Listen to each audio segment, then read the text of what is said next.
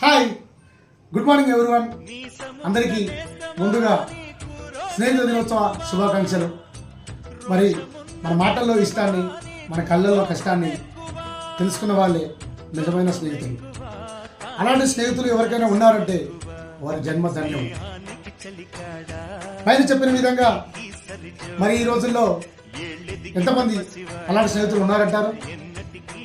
నేనైతే ఖచ్చితంగా ఇప్పుడున్న సమాజంలో అలా లేదని చెప్పాలి. ఎందుకంటే ఎక్కడ చూసినా స్వార్థం స్వార్థం స్వార్థం.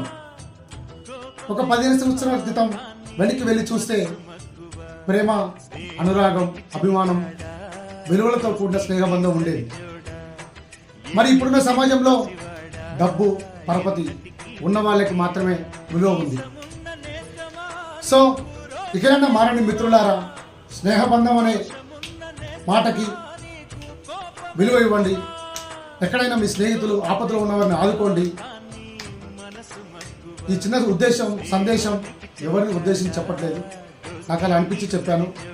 ఏమైనా తప్పుగా మాట్లాడటం క్షమించండి. అందరికీ నమస్కారం. మీ సురేష్.